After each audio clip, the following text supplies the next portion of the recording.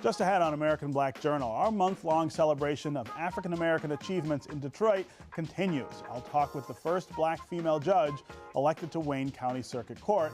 Plus, the world's largest African American museum is kicking off its 50th anniversary this year with an exciting musical event. Don't go away. American Black Journal is next.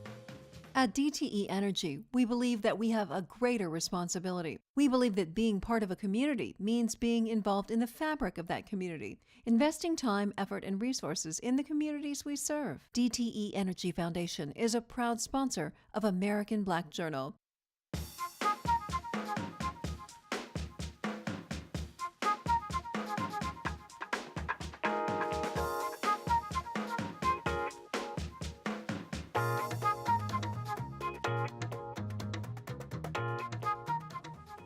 Welcome to American Black Journal. I'm Stephen Henderson. Our salute to Detroit's Black history continues today with a woman who became the first African American female judge elected to the Wayne County Circuit Court. Lucile Alexander Watts was a common pleas court judge when she became a history maker in 1980. Although she's retired from the bench now, Judge Watts has remained active in the field of law. She operates the Mary McLeod Bethune Legal Clinic in Detroit.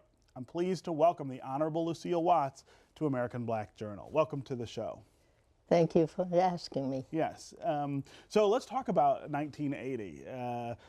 You get elected to the Wayne County Circuit Court, and it's the first time a black woman is elected to that post. Tell me about what made you decide to run for it and how it felt to win. Well, I had been told it couldn't be done. Right, right, and they were right, but historically, right? And had some experience running for office because I ran for the job that I had. So we gave it a try and had a lot of support. Yeah, yeah. Well, talk about some of the obstacles, though. What were some of the things you felt like stood in your way of becoming a circuit court judge at that point? Well, getting votes outside of the city of Detroit, because Detroit was my base. Right.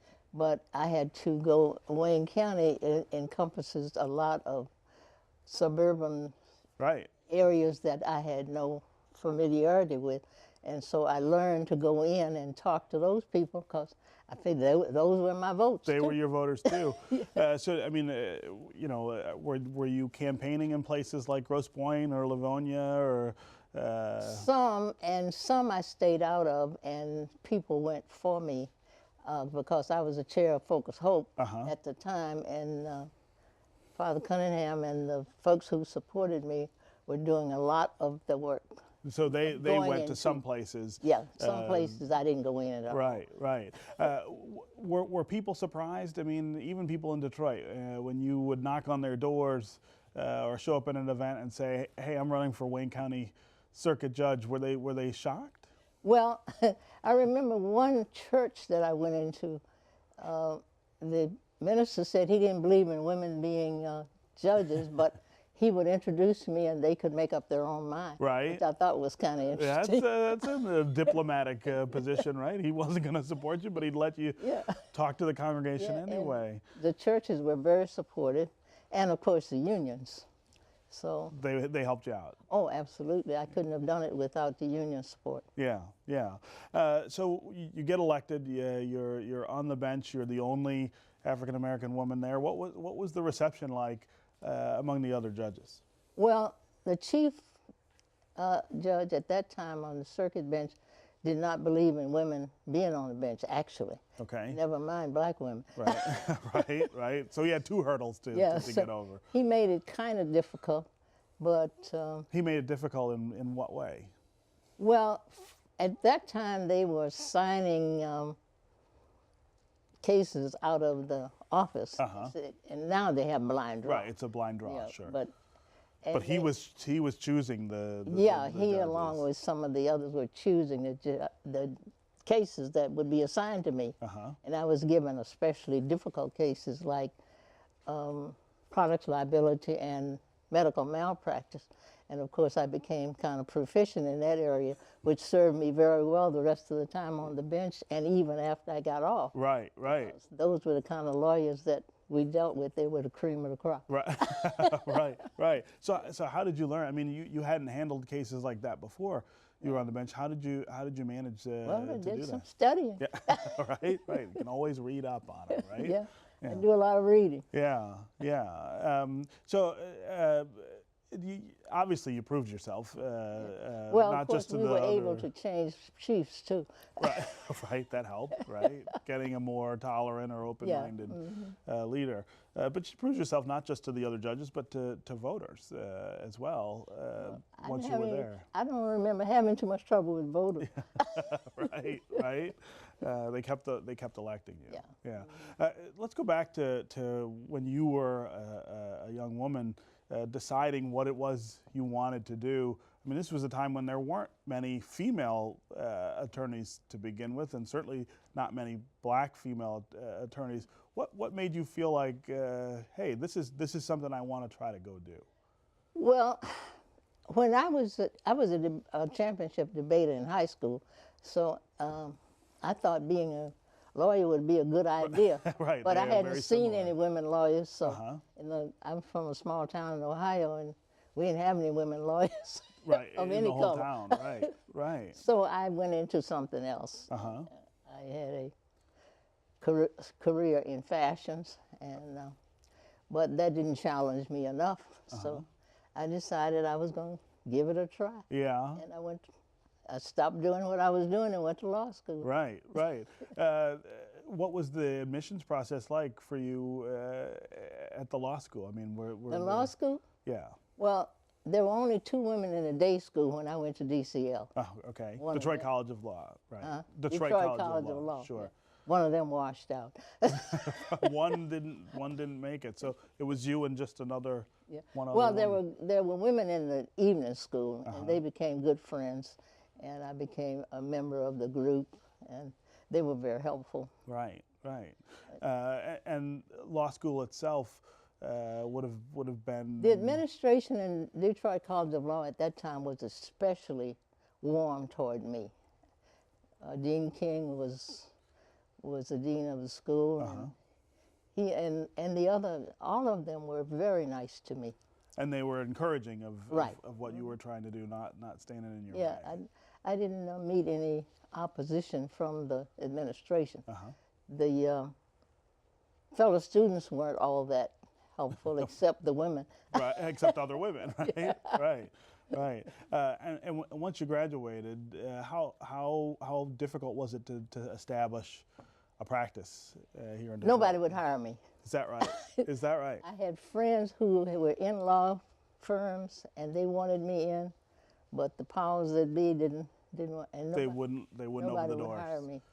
So I decided maybe I'd better practice on my own, and I went into a law office with a very well-known attorney, Graves, who had worked on in housing. Okay. And I had an admiration for him. And he helped me, and he represented Great Lakes Mutual Insurance Company at that time, and Great Lakes Land and Investment Company. Okay. And I worked with him, and when he got too sick to work, I took over that practice. So I had a pretty good base going. Yeah. Well, and there, that's a good example of just one person giving you an opportunity that ends up being the thing that gets you through. I volunteered to help him right from the beginning.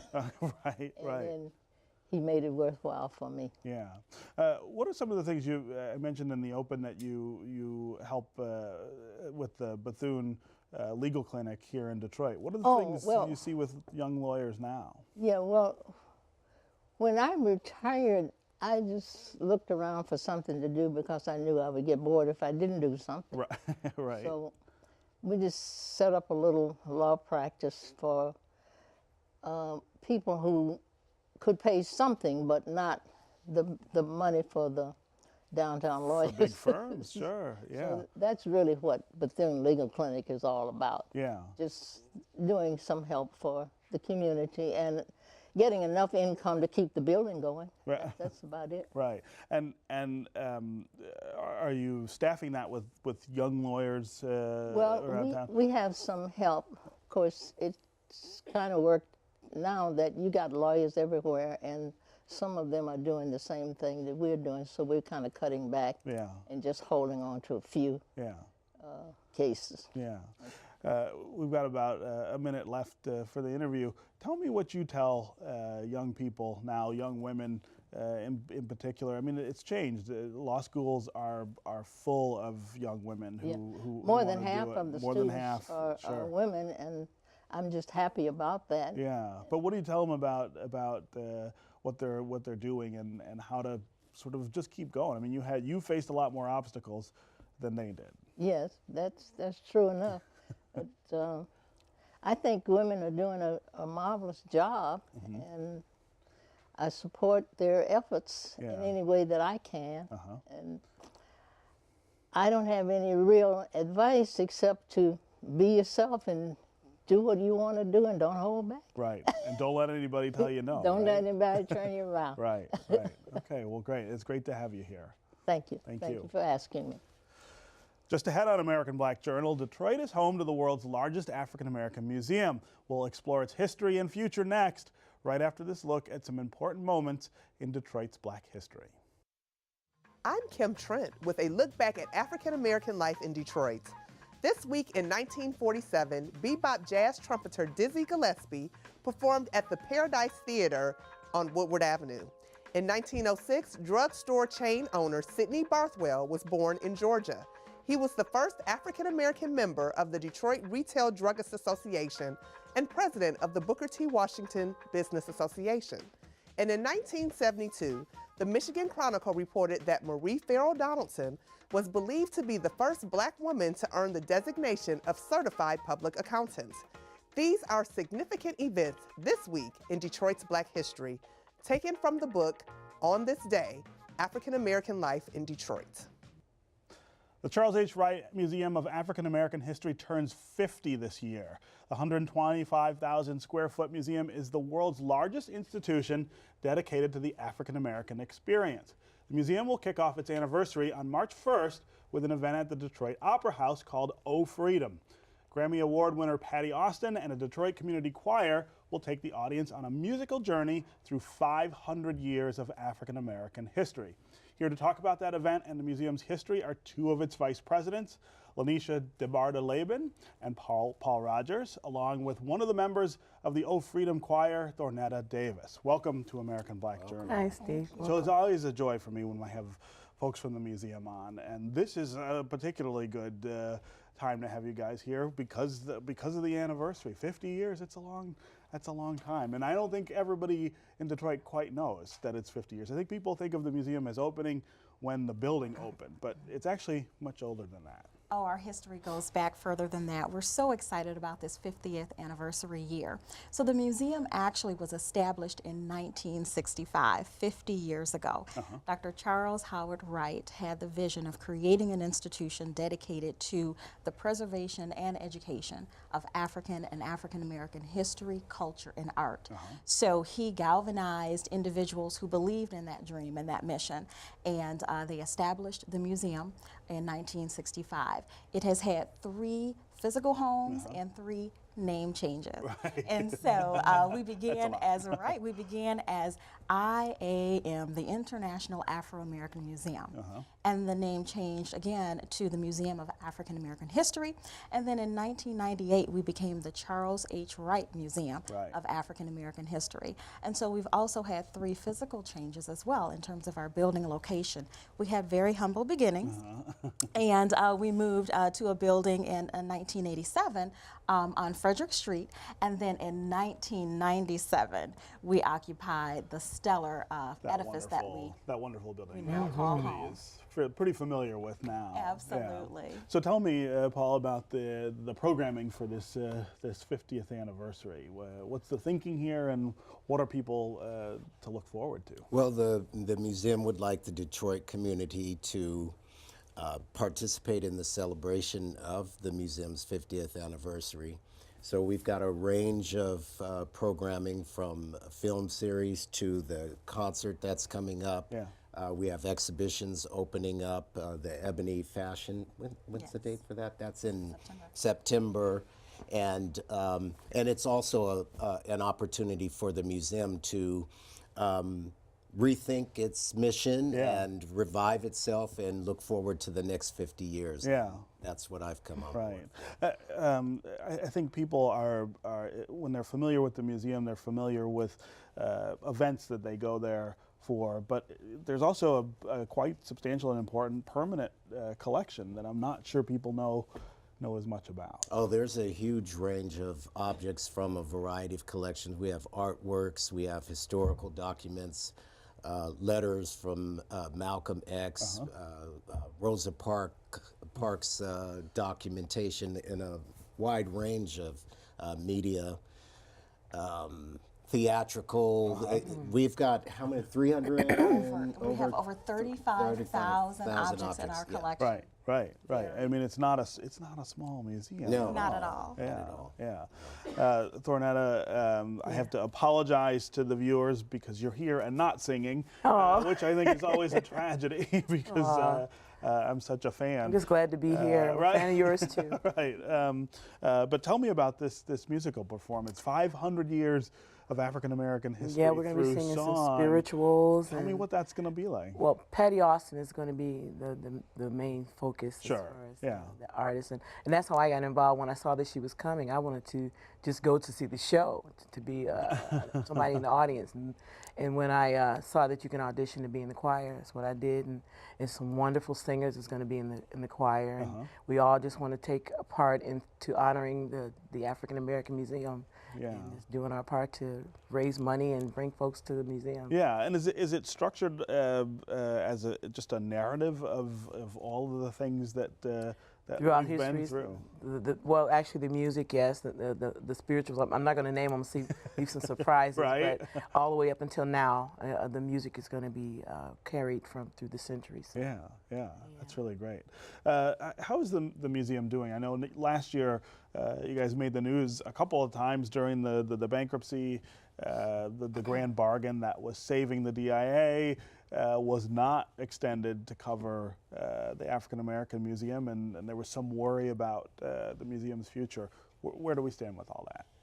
The Charles H. Wright Museum is absolutely an essential institution for art, history, and culture in this community, and people believe in the museum. And so we've had a tremendous amount of support, both corporate support, individual donations, and foundation support. Just in the past year, we've had very generous and significant gifts from the Kresge Foundation, the Kellogg Foundation, the Knight Foundation, the McGregor Fund, and so we have been the recipient of very significant support from those entities as well as from the community at large. Yeah, and so the support that you're losing from the city, or maybe losing from the city, is not going to jeopardize the museum's existence. I think that was the fear that some people had. Oh, we're very solid in our programming and in the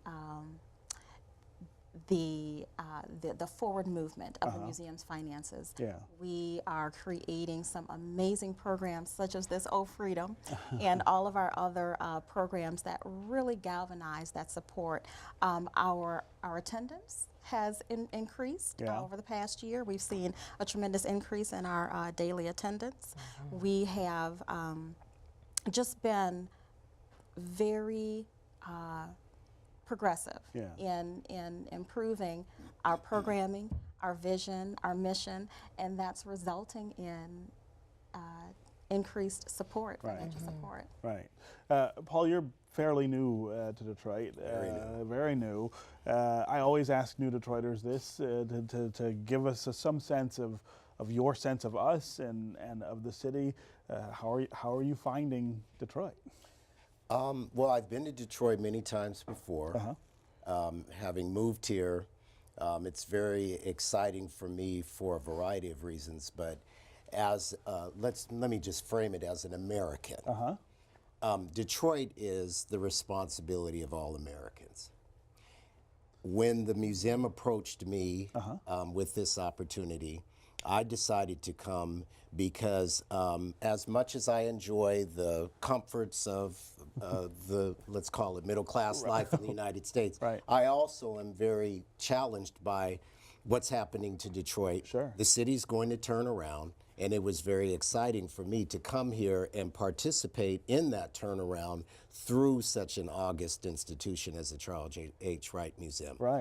And my goal is to contribute to the process of Detroit's transformation through the museum by producing dialogue and programming that energizes the city, brings in all communities in Detroit into the museum so that they can participate in the process of reviving Detroit. Because Detroit is going to revive. It is, and the whole world is watching. I love the way you put that. That Detroit is the responsibility of all Americans. I don't think I've heard anyone sort of put it quite in those. Well, and Detroiters haven't come to realize that for obvious reasons. But I'm part of. We tend to feel abandoned, I think, as Detroiters.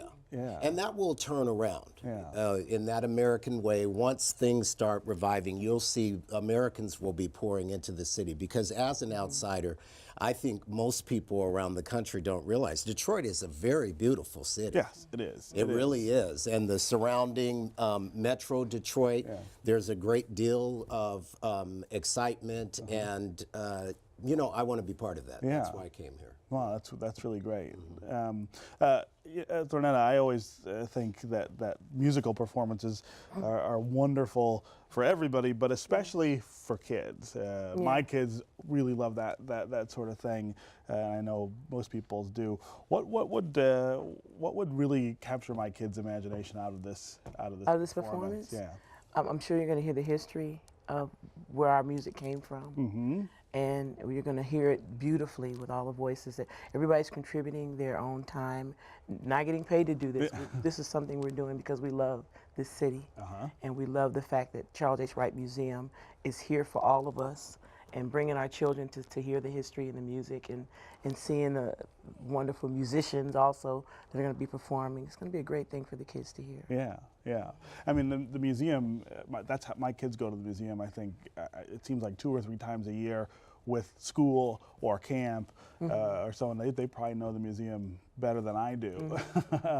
And you guys are really geared toward that sort of educational component of work. We are. We have just created a new family activity series on Saturdays that families can come and engage in hands-on programming as a family on Saturdays at noon. We have a program called Links to Science on Saturdays for children to explore hands-on, minds-on science activities. So we are definitely geared toward educating the child and the family. 50 years. When you think about where the museum has been in that time, it's pretty remarkable how far it's come. What are some of the things we can sort of look forward to in the next 5 or 10 years that will surprise us or thrill us about the museum?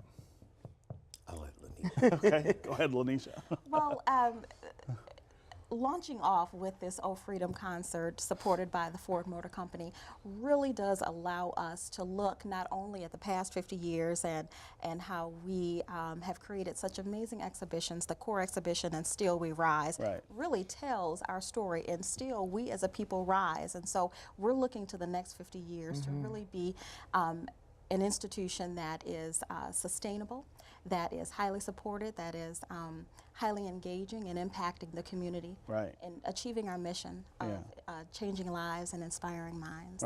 And is benefiting from this recovery that Paul was talking about. I feel like I'm starting to feel like the museum is coming along with everything else. We are. All right. Well, people can participate in the 50th anniversary, and how can they find out how to do that? Well, definitely all the information is on our website, Wright.org. Contacting the Charles H. Wright Museum. the event, the O Freedom concert, will be at the Detroit Opera House. Right. And so tickets can be purchased from Through the them. box office there. Okay. All right. Very good. Well, we'll look forward to all of this, and we'll look forward to the next 50 years. All right. Thank you guys very much for being Thank you. here. Yeah. That's our program for today. Thanks for watching. You can get more information about our guests at AmericanBlackJournal.org. And as always, you can connect with us on Facebook and on Twitter. Plus, you can now hear episodes of American Black Journal on WDET 1019 FM. We'll see you next time.